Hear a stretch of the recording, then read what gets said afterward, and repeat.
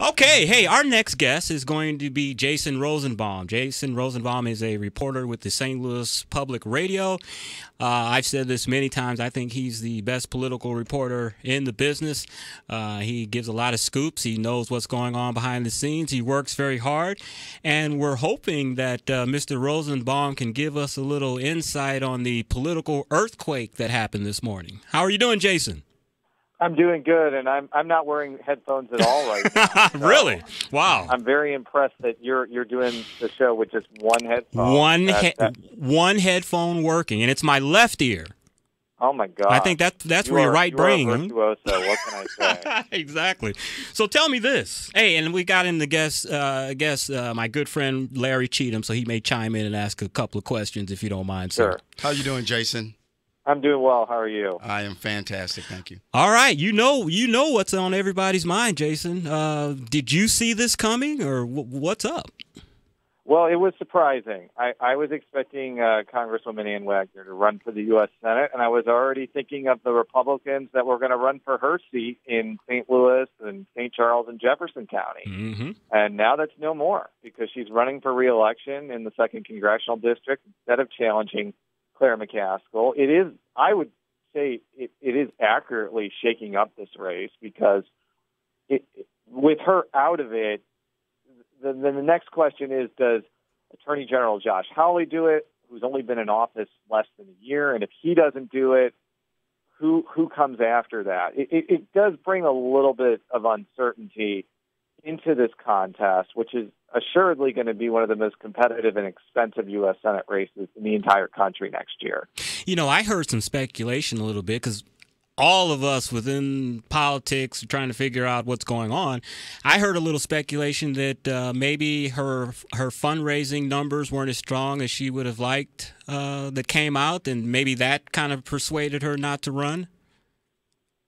I haven't heard anything about that because, as I'm sure you know, Congresswoman Wagner is a prolific fundraiser. Exactly. And if she had run for the U.S. Senate and gotten the nomination, you and I both know that the national parties and various allied third-party groups would have dumped tens of millions of dollars to get her elected. I don't think money was going to be a problem in the general. But as you kind of alluded to, some very powerful behind-the-scenes players were getting behind Hawley and were basically saying, you know, don't dump a lot of money into one candidate or the other until Hawley makes this decision.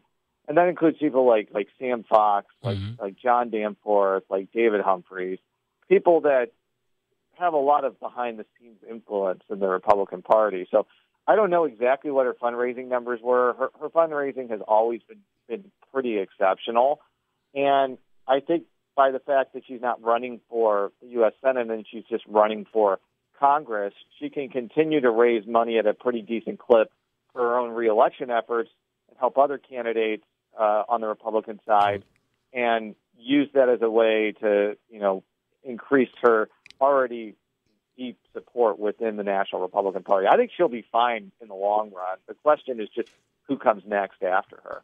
So, Jason, is what you're hearing is mostly that there's some concern about where the big money's going, that it might be going to much of it is going to Hawley. Is that mostly what you might be hearing behind the scenes, or if that's not what you're hearing, knowing the professional that you are and the scoops that you might have, is there any insight you might be able to share with us, something that we might be missing? Well, anybody who followed Josh Hawley's campaign last year knows that he beat a very good Republican candidate in Kurt Schaefer in the primary, beat him by, I think, well over 30 percentage points, and then defeated a Democratic candidate by, I think, the largest margin of any statewide official, although there was no libertarian in that race, which affected that designation. And he had the ability during that contest, admittingly in a universe where there were no campaign donation limits then, to raise millions of dollars directly and also get millions indirectly to attack his opponents. So he clearly already has the national ties to get a lot of money and potentially scare off any candidates. I think the question for him is, does he actually want to do this? He is on record, including from us interviewing him, that he wasn't, this is his words, not mine, that he wasn't running for attorney general as a stepping stone to run for other things. Mm. And I think that those statements would come back to him if he decides to run for this. Now, the question is that really a worse negative than, like a congressperson who's taken thousands of votes that can be exploited, or even a state legislative person that you could say the same thing to? I think that would be up to Republican primary voters to decide that. I'm just wondering why, and you would know because you're not in his brain, but why has Senator Danforth seems to be supporting Josh Hawley over Ann Wagner? Is it just he likes to see new faces, like he was supporting Tom Schweik? Are there ideological differences, maybe, or is he just wants to see a new face? He was asked that, and I don't have the rationale in front of me, but I think that he's had a relationship with Josh Hawley for a long time. I think that Senator Danforth is very loyal to people that he supports. I even remember back, I think in 2010, he did a fundraiser for Ed Martin when he was running for Congress, and I think that they had worked together in some capacity, although I'm not 100% sure about that. I do know that they had a prior professional relationship. I'm just mentioning that is if Senator Danforth has a long-standing relationship with somebody who's kind of outside of politics that wants to go into politics, he often throws a lot of his support their way. And that's not insignificant because in addition to having kind of some of the gravitas to bring some of the party organization around people, I also think that his actions can also direct a decent amount of money toward a candidate. So a lot of it comes down to answer your question more directly to just pre-existing relationships. You certainly saw that with Schweik, and you see that with Hawley right now.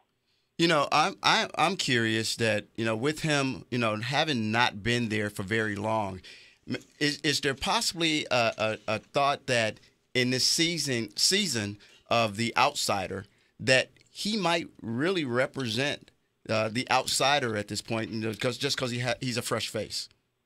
I think that's a possibility. I think on kind of the other side of that, there could be people who feel like he's running for higher office too soon. As I said before, he hasn't even been Attorney General for a year, and we're already talking about whether he's going to run for the U.S. Senate.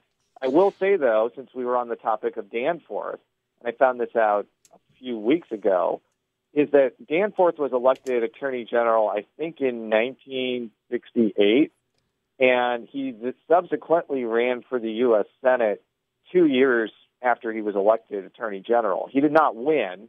He was unsuccessful in that race, but he won re-election as Attorney General 2 years later, and then eventually went to the U.S. Senate in 1976.